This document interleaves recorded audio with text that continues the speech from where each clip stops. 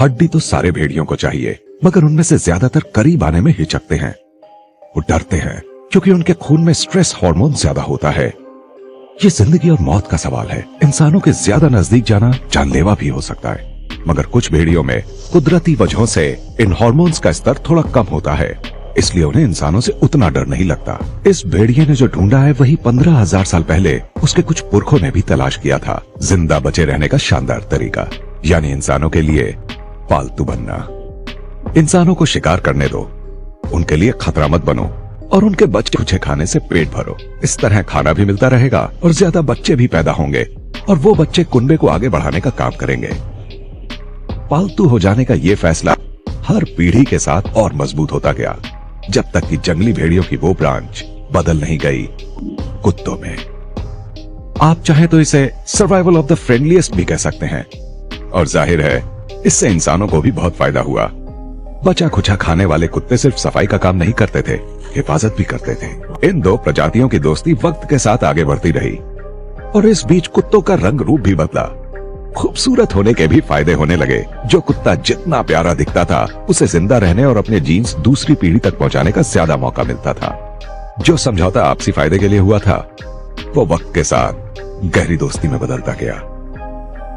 इसके आगे क्या हुआ ये देखने के लिए अपने 20,000 साल पुराने पूर्वजों के बजाय हम आपको कुछ ही अरसा पहले के इतिहास में ले चलते हैं, जब आइस एज का इंटरवल हुआ था।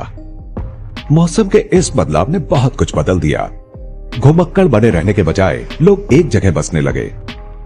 एक नई चीज भी सामने आई, गांव। शिकार करने और खाना ढूंढने के अलावा लोग अनाज पैदा करना और कपड़े बनाना भी सीख गए, और खेती भी। खाने का इंतजाम होता रहे, इसके लिए भेड़ियों ने अपनी आजादी छोड़ दी। अपना जोड़ीदार चुनने का हक भी उनके पास नहीं रहा। अब ये काम इंसान करते थे। ऐसे कुत्तों को मार दिया जाता था जिन्हें सिखाया नहीं जा सकता था, या जो मालिक को ही काट लेते थे। ब्रीडिंग सिर्फ उन्हीं की होती थी जो इंसान को पसंद होते थे, और वही कुत्ते पाले जाते थे जो इंसान के काम आते थे। शिकार में, समूह संभालने में, हिफाजत में, ढुलाई में और साथ देने में इंसान कुत्ते का वही बच्चा चुनता था जो उसे सबसे ज्यादा पसंद आता था। कई पीढ़ियों के बाद कुत्तों में बदलाव आ गए। इस तरह के विकास को आर्टिफिशियल सिलेक्शन या ब्रीडिंग कहते हैं। भेड़ियों को कुत्तों में बदलकर हम इंसानों ने पहली बार विकास का काम अपने हाथों में लिया था, और तभी से हम अपनी जरूरत के पेड़ पौधों और जानवरों के साथ ऐसा ही करते आ रहे हैं। 15 या 20,000 सालों के मामूली से कॉस्मिक टाइम में हमने भूरे रंग के भेड़ियों को तरह तरह के रंग रूप वाले कुत्तों में बदल दिया है। जरा सोचिए, कुत्ते की जो भी प्रजाति आप देखते हैं सब इंसान के हाथों गढ़ी गई हैं। हमारे सबसे पसंदीदा और सबसे मशहूर ब्रीड वाले ज्यादातर कुत्ते तो पिछली कुछ सदियों के दौरान ही तैयार हुए हैं। विकास की जबरदस्त ताकत ने भूखे भेड़ियों को समूह की हिफाजत करने वाले भरोसेमंद कुत्तों में बदल दिया है, जो अब भेड़ियों को ही खदेड़ने का काम करते हैं।